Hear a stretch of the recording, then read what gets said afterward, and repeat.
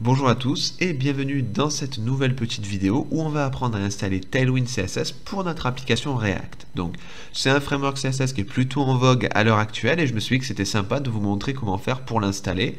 Donc on va se rendre sur la documentation, donc on va sur le site de Tailwind CSS et on va cliquer sur Get Started.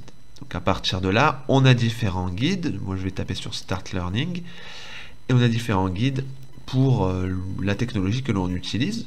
On aurait pu très bien avoir la documentation pour la Ravel ou Vue, mais nous, on a fait un Create React App, donc on va cliquer dessus. Alors là, on nous propose en avance, bien sûr, mais c'est quelque chose qu'on avait déjà fait, de créer une application React avec la ligne NPX, avec la commande NPX. Donc on va sauter cette étape. Dès que votre application React est installée, on peut envoyer le npm install-d avec les différentes dépendances dont on aura besoin pour faire fonctionner le framework CSS. Donc je vais coller cette ligne-là dans ma ligne de commande. Et je vous rejoins juste après que l'installation soit terminée. Ok, donc les packages ont été installés. Maintenant, ce qu'on va faire, c'est installer et configurer Krakow, donc qui va nous permettre de finaliser l'installation. Donc à l'heure actuelle, bien sûr, c'est le guide que je suis, mais peut-être que c'est quelque chose qui va évoluer suivant l'heure à laquelle vous allez voir cette vidéo. Donc on fait un npm install Krakow. Et ensuite, en attendant que l'installation se fasse, on nous dit que on va devoir éditer l'objet script qui se trouve dans notre package.json. Donc là, on a a priori 3 lignes pour le start, build and test. On va devoir les remplacer par ces lignes-là. Donc je vais copier le start, build and test qu'on me propose. Je ne toucherai pas à eject. Et je vais dans mon package.json pour modifier. Donc vous voyez que dans l'objet script, ici, on a start, build and test. Je vais simplement coller pour remplacer le script appelé par les scripts de Krakow. À partir de là, on nous demande de créer un fichier qui s'appelle krakow.config.js à la racine du projet. Donc on est parti, je me rends à la racine de mon projet et je fais un krakow.config.js.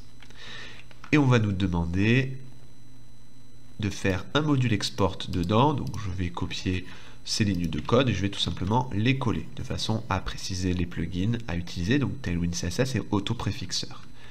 Donc ça, c'est OK. Donc à ce niveau-là, bon, je vais sauter cette étape parce que pour la suite du projet, je ne vais pas forcément avoir besoin de configurer, de personnaliser à fond Tailwind CSS. Mais si vous avez envie d'utiliser le dark mode ou le purge CSS qui vous permet en production de n'utiliser que les classes dont vous disposez, enfin, que vous utilisez, ou que vous avez envie de rajouter des couleurs, d'étendre votre palette ou autre, c'est obligatoire de passer par cette étape-là. Mais je vais passer l'étape. Donc ensuite, ce qu'on va faire, c'est se créer un index.css dans notre dossier src. Et on va y coller ces lignes de code-là, qui sont les composants Tailwind CSS. Donc dans src, donc ce que je vais faire, c'est supprimer, moi j'avais créé un dossier à titre d'exemple CSS dans lequel il y avait un app.css. Donc comme à partir de maintenant, j'utiliserai seulement Tailwind CSS, je vais le supprimer. Mais si vous voulez continuer avec du CSS classique, comme je vous ai montré, ben, libre à vous.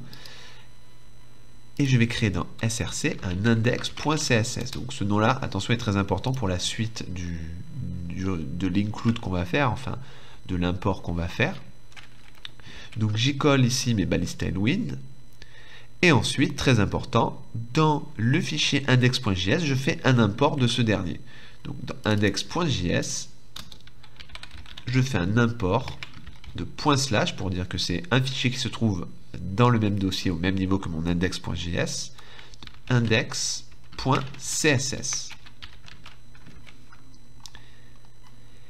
Et quand tout ça est terminé, on est parti pour compiler le tout avec un npm run start.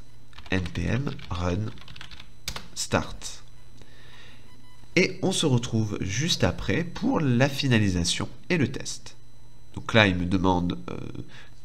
en fait, il me dit tout simplement que j'ai déjà une application qui est en train de run sur le port 3000. Et il me dit, est-ce que je veux continuer sur un autre port? En vérité, non. Voilà, c'est tout. Donc a priori, j'ai tapé N, ça devrait suffire. Donc, si je réactualise, il me dit donc qu'il ne trouve pas le app.css, c'est normal, parce que précédemment, dans la vidéo, dans mon index.js, je lui ai dit de faire un import, pardon, app.js plutôt, je lui avais dit de faire un import de mon app.css, puisque j'y avais ici mis une classe, donc là c'est quelque chose qui n'existe plus, puisque je l'ai supprimé, donc je le supprime. Donc je vais revenir sur ma première ligne de commande où là j'avais déjà quelque chose qui était lancé. Donc je vais faire un CTRL-C et puis je vais lui dire O pour terminer ce programme de commande. Et je vais le relancer ici en refaisant un npm run start. Voilà, parce que j'avais deux terminaux en fait. Donc c'est pour ça que ça avait tendance à bugger. Et là, il me relance un serveur de développement. Et a priori, on devrait déjà avoir un style par défaut pour notre application qui est le style de Tailwind CSS. Et c'est effectivement le cas. On voit que notre Hello, maintenant, il a un style un peu différent et on est libre d'utiliser désormais les classes de Tailwind CSS. Donc par exemple, ce que l'on peut faire, je vais revenir sur mon composant app. Donc au lieu de lui donner cette classe qui n'existe plus, on va lui donner par exemple un text-center pour centrer notre titre. On va lui donner également une couleur. Donc on peut mettre par exemple un text-blue-500. Et on voit déjà qu'il a un style. Bon, on va le mettre un petit peu plus grand. On va mettre un texte-4XL, peut-être 3XL. Voilà.